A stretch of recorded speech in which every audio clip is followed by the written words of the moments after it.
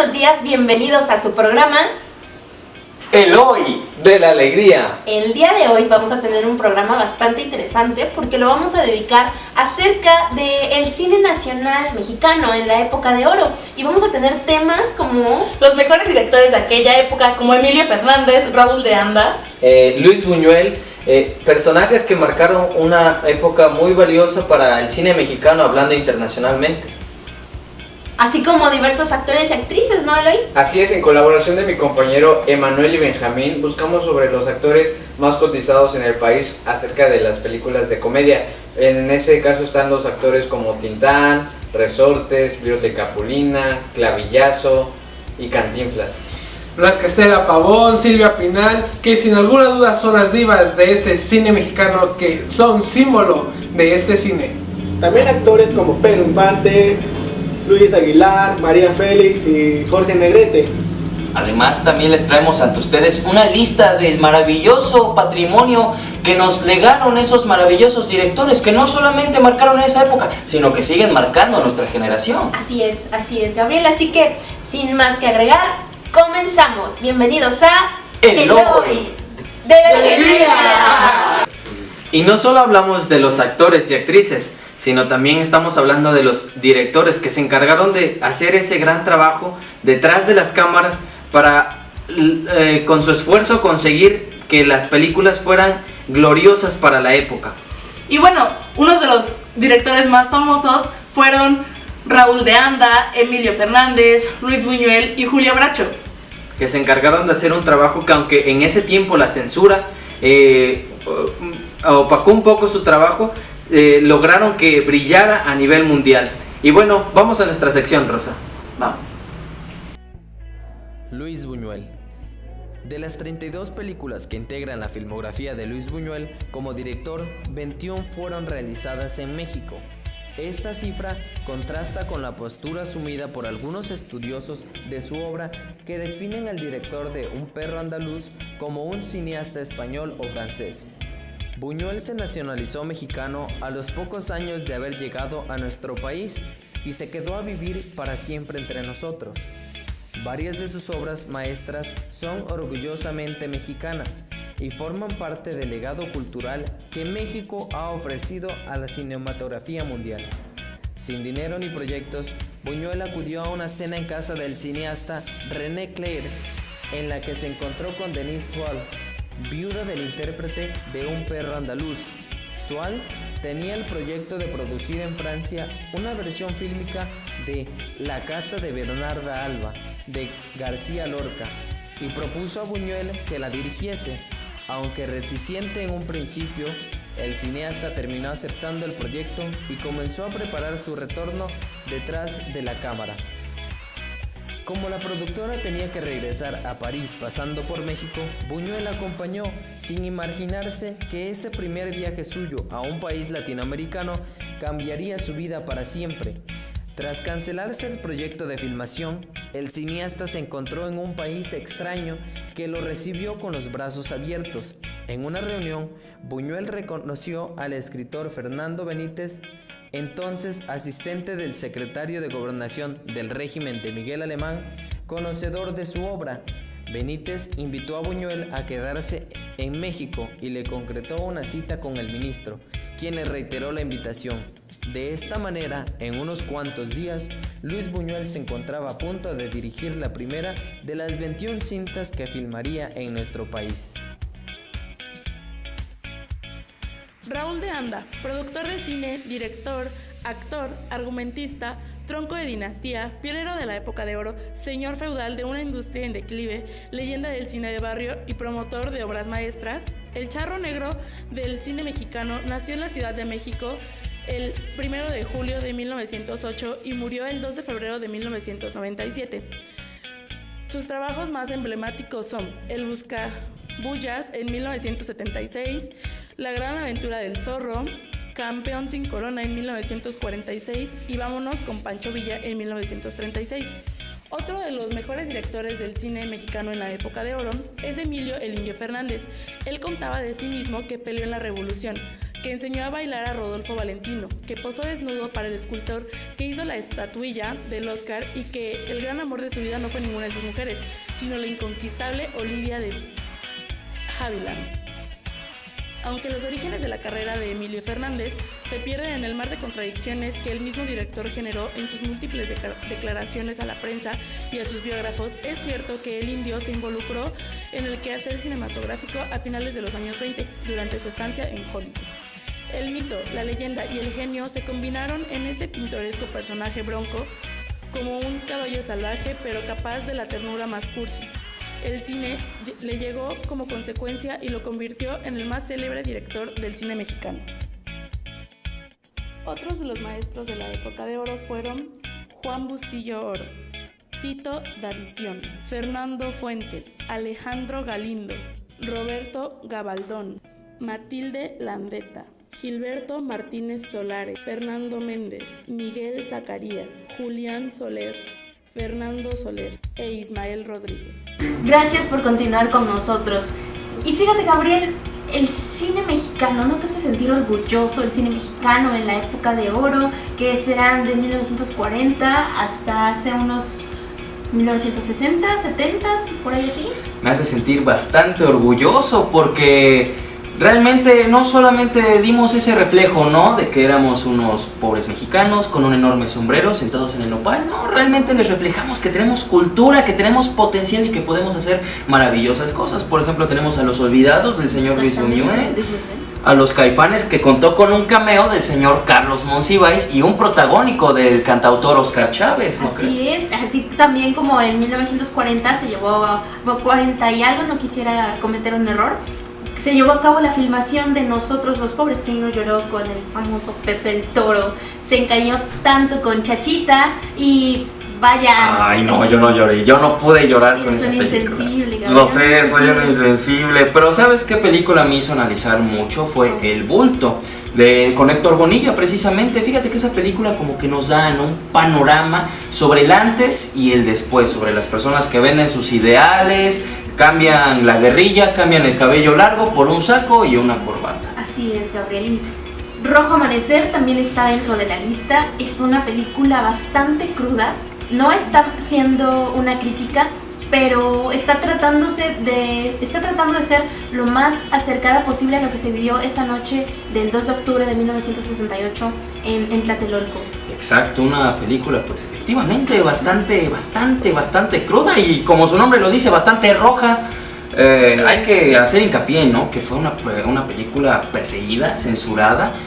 El señor Carlos Salinas de Gortari, un saludo, mi estimado presidente, pues persiguió, ¿no? Dicen que llegaron a un acuerdo secreto con Héctor Bonilla para que solo se transmitieran en la Cineteca de la universidad. Sí, que no hiciera tanto ruido, así como se llevaron a cabo ciertos acosos por parte de ciertas autoridades del gobierno. La policía secreta. Hacia los actores. Incluso tenían que grabar a las 4 de la mañana para no ser interrumpidos en sus filmaciones. Pero bueno, sucedió que Rojo Amanecer llegó a impactar quizás a toda la República, o quizás a toda América Latina, porque sí hubo personas que lograron verla y lograron captar ese mensaje que quiso enviar su director. Exacto, y hay que reconocerlo por parte del director, porque fueron muy pocos recursos los que se les dieron, o sea, y realmente supieron aprovecharlo. O sea, y me ha tocado ver que hay directores que dicen, no, es que 1 millón no alcanza, 2 millones no alcanzan, pero este señor, con tan poco presupuesto, pudo aprovechar todo, lo extendió y mira qué joya nos regaló, ¿verdad? Así es, Gabriel, pero bueno, no vamos a adelantarnos más a lo que hicimos y vamos a verlo. Vamos. Gabriel Retés nos presenta a Lauro en su obra El Bulto. Lauro, un fotógrafo liberal e izquierdista que cubre para un periódico de Ciudad de México la matanza del Jueves de Corpus del 10 de junio de 1972, es fuertemente golpeado por paramilitares auspiciados por el gobierno mexicano y queda en estado de coma. Despierta después de 20 años cuando Alba, su mujer, se ha casado con otro hombre y sus hijos Sonia y Daniel, entonces pequeños, ya son adultos. A Lauro le cuesta mucho trabajo adaptarse en ese nuevo mundo que ahora le toca vivir. Tiene que acostumbrarse a la nueva cultura, a la tecnología y ver a sus amigos convertidos en profesionales y no en los jóvenes liberales de izquierda que conoció. Para su familia y amigos tampoco es fácil recibir a un completo desconocido que transmite sus frustraciones de manera agresiva a los que lo rodean. El realizador aprovecha la apertura de los medios y del gobierno mexicano respecto a hechos pasados que antes eran censurados, en este caso la matanza del Jueves de Corpus o el Halconazo, para hablar de ellos, denunciarlos y ya no negarlos. Entre tanta obra cinematográfica que nos ha regalado el país, hay maravillosas que han sido consideradas joyas del cine nacional. Una de las muchas sería Los Caifanes, una obra en la que no solo el señor Óscar Chávez llegó a participar, sino que también se realizó un cameo del escritor y periodista Carlos Monsiváis. Una pareja joven de clase alta se escapa de una fiesta con la intención de tener un escareo amoroso en un coche abandonado. La llegada del Capitán Gato y de sus caifanes cambiará los planes de la pareja para esa noche. Juntos, ricos y pobres, realizarán un pintoresco y didáctico viaje nocturno por cabarets, gasolineras, parques, funerarias y fondas de la Ciudad de México. Que se prenda en el calor de nuestro gran amor. Nosotros los pobres continuaría aumentando su audiencia gracias a la televisión, medio que la transmitiría en innumerables ocasiones y que perduraría su éxito entre las nuevas generaciones de mexicanos. A más de medio siglo de su estreno, parece difícil que una nueva película llegue a ocupar el lugar de nosotros los pobres en la preferencia del público mexicano. Lo más probable es que avanzando el nuevo siglo, la cinta siga cautivando generaciones que aún no han nacido, pero que seguramente reirán y llorarán con Pepe el Toro, con Chachita, La Chorreada y sus amigos. Los acontecimientos del 2 de octubre de 1968 significaron para México la primera herida profunda desde la consolidación del modelo PRI-gobierno. Lógicamente, el cine nacional, que ha dependido del gobierno en gran medida para sobrevivir, se enfrentaba a un enorme obstáculo al querer abordar este tema. Cabe recalcar que esta película Rojo Amanecer fue brutalmente perseguida. La ponemos en esta lista porque es la primera película que decidió tratar a plena luz del día la matanza de Tlatelolco del 2 de octubre de 1968. Como curiosidad, podemos remarcar el hecho de que supuestamente el señor presidente en turno, Salinas de Gortari, tuvo una reunión secreta con Héctor Bonilla para que la película no fuera exhibida en salas nacionales y solo se quedara en la Cineteca de la UNAM. De la mente de Julio Fons llega Rojo Amanecer, que se atrevió a romper el silencio que mantuvo el cine respecto a un tema que aún divide a muchos mexicanos. De manera ingeniosa, aprovechando los escasos recursos económicos disponibles para su realización, el filme recurre a un solo espacio, el departamento familiar, para narrar la historia de los hechos de aquel día. Ese espacio cerrado contiene en su interior un microcosmos representativo de la ciudad mexicana de la época. En el interior de esa familia existe un conflicto generacional, reflejo del que se está a punto de estallar en las calles de la Ciudad de México. Filme impactante que sacude la conciencia del público. Rojo Amanecer posee una resonancia especial porque los hechos que narra están presentes en la memoria del espectador mexicano. No es una cinta que pretenda analizar las causas y efectos de este movimiento, ni denunciar a un Estado totalitario y represivo. Es más la crónica de una noche en la que se perdieron los límites de la cordura e imperó el terror. 1968 sigue siendo, como muchos momentos conflictivos de la historia nacional, un tema aún no explorado del todo. En ese sentido, el valor de Rojo Amanecer es el de ser el primer filme que se atreve a tocar la herida, aun cuando falta mucho por decir acerca de este año que cambió la historia del México moderno.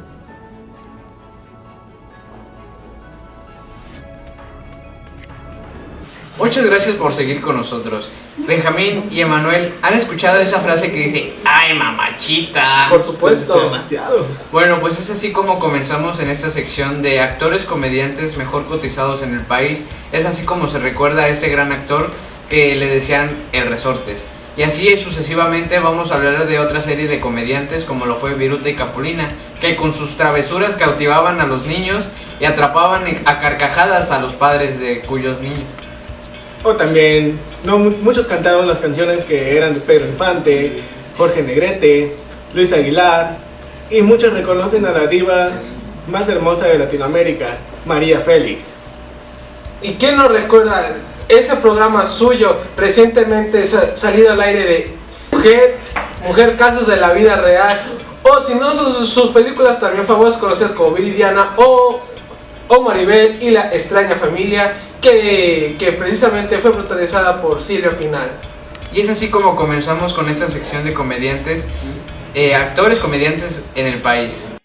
Uno de los personajes más importantes para México es Alberto Martínez, mejor conocido como El Resortes, conocido por su típica frase "ay mamachita", frase que acompañaba su inigualable forma de bailar le dieron la popularidad. Su reflexión le otorgaron al apodo del Resortes. Participó en las películas, telenovelas, obras de teatro y sketches en una exitosa carrera de 70 años. Mario Moreno Cantinflas, el internacional mimo de México, con su peculiar forma de mucho hablar sin decir nada, recorrió las salas cinematográficas más importantes de toda América y Europa. Un ícono en la comedia mexicana, comediante que desarrolló una única forma de lograr las risas y diversión del público. Al paso de los años se le han rendido innumerables homenajes y ha sido el comediante más imitado. Otro de los personajes más importantes es Germán Valdés, mejor conocido como el Tintán. Su gracia lo caracterizó y la forma de conseguir problemas cautivaban al espectador. Su personaje de Pachuco y su peculiar baile le dieron el puesto de los cómicos más cotizados del país. ¿Qué podemos decir de otro gran personaje? El Clavillazo. Su peculiar forma de hablar, su traje bombacho y su sombrero de 3 picos le dieron un aspecto muy particular. Frases como "ah, mendigo", "pura vida nomás", "nunca me haga eso", se volvieron su cliché. Los jóvenes de aquella época se identificaban con sus frases añadiéndolas pronto a su vocabulario cotidiano. De hecho, se dice que la típica frase "tica pura vida" se la atribuye a él después de la popularidad que ganó con la película homónima en 1955. Otro dúo muy importante en el cine mexicano es Viruta y Capulina. Con sus papeles de tontos conquistaron el público infantil y robaron las risas de los adultos. Esta dupla ganó mucha popularidad incluso después de décadas. Pedro Infante nació en el año 1917 en Mazatlán, Sinaloa. Actor cinematográfico y cantante mexicano. A edad muy temprana se trasladó con su familia a Guamuchil, donde adquirió algunas nociones de música y fue en sus primeros años aprendiz de carpintero. Fue también miembro de un conjunto musical que actuaba en la localidad Guasave. Pedro Infante inició su carrera de actor en un papel perfectamente irrelevante, aunque vinculado, como es lógico, a la actividad musical que comenzaba ya a hacerlo famoso. Fue contratado para reforzar en la película La Feria de las Flores, que fue creada en el año 1943. La voz del protagonista Antonio Barú en la melodía que dio título a la producción. La naturalidad, realismo y simpatía que impregnaban su trabajo de actor le supusieron un éxito inmediato, razón por la que comenzaron a lloverle las ofertas. Infante se convirtió así muy pronto en el galán y cantante favorito del cine nacional. Luis Aguilar Manso fue un actor y cantante de la época de oro del cine mexicano. Es conocido también como el Gallo Giro, por una película que hizo con el mismo nombre. Su carisma y personalidad lo hicieron destacar como uno de los ídolos de México. María de los Ángeles Güereña nació en Álamos en el año 1914. Actriz cinematográfica mexicana, dotada de una enigmática belleza latina. En su amplia filmografía, que incluye melodramas campesinos y revolucionarios, dramas urbanos y adaptaciones de novelas realistas y naturalistas. Encarnó a una criatura altiva y desdeñosa, que se rebelaba ante el sometimiento de la mujer al macho arrogante. A medio camino entre la devoradora de hombres y el ideal de la beldad inalcanzable, representó como nadie el arquetipo de la mujer fatal. Con su excepcional belleza y con su fuerte carácter se ganó los corazones de los mexicanos. Gracias a su virtud histriónica, participó en importantes producciones internacionales. La Doña, como se le conoció después de 1943 por su papel como Doña Bárbara, marcó a México con su performance, enamoró a grandes celebridades como Agustín Lara, quien compuso la canción María Bonita. Mexicano sería Jorge Alberto Negrete Moreno, que nació en Guanajuato en el año 1911, cantante y actor mexicano cuyo atractivo personal y voz inconfundible le elevaron a la categoría de mito de la música de su país. A ello contribuyeron, sin duda, sus apariciones cinematográficas y sus tumultuosas relaciones sentimentales con conocidas estrellas del momento. Y continuando con los actrices mexicanos, continuamos con la diva Blanca Estela Pavón, que nació el 21 de febrero de 1926 y falleció el 26 de septiembre de 1949. Desde muy temprana edad incursionó en el mundo del espectáculo, siendo actriz y cantante. Tiempo después recibió una propuesta de la MGM de doblar sus películas. Pavón formó parte del elenco de actores mexicanos que viajaron a Nueva York a realizar doblajes y además participó en el doblaje de la primera película doblada titulada Luz que agoniza. Y continuando con la otra diva mexicana, tenemos a Silvia Pinal, actriz mexicana verdaderamente institución en el mundo del espectáculo mexicano. Posee también un importante arraigo en la cinematográfica internacional, gracias a su participación como protagonistas en la obra maestra de Luis Buñuel, Viridiana, y a sus deliciosas interpretaciones en películas españolas como Adiós Mimi Pompón, de Luis Marquina, y Maribel y la extraña familia de José María Forqué. Su debut cinematográfico tuvo lugar en 1948 en la película Bamba de Miguel Contreras Torre. Allí ostendría ya las características que harían de ella una actriz singular en el panorama artístico mexicano. Con su voz ronca y sensual y un atractivo físico de enorme agresividad, encarnó a una joven veracruzana, embarazada por el arrebato erótico del villano Tito Junco. Y continuando con el grupo de las divas mexicanas, quien nunca supo ganarse la vida de otra forma que no fuera actuando, interpretando, creando personajes con los que dejaría huella en la memoria de todos los mexicanos. La mujer que, al contrario del complejo de Peter Pan, quería crecer a pasos agigantados para poder interpretar a personajes de avanzada edad, por lo que a sus 30 años no le importó despojarse de su dentadura para lograr su cometido, que con el paso del tiempo le abriría por puertas al éxito. Damas y caballeros, Sara García Hidalgo, la abuelita del cine mexicano.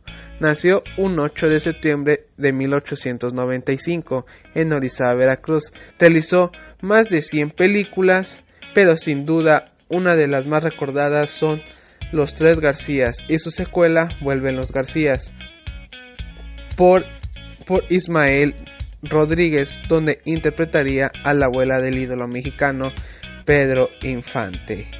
Y para concluir tenemos a otra gran actriz como lo es Marga López, que la mayor parte de sus 83 películas la hizo en este país, con actuaciones memorables como Salón México, bajo la dirección de Emiliano El Indio Fernández, y Nazarín, donde actuó bajo la dirección del español Luis Buñuel.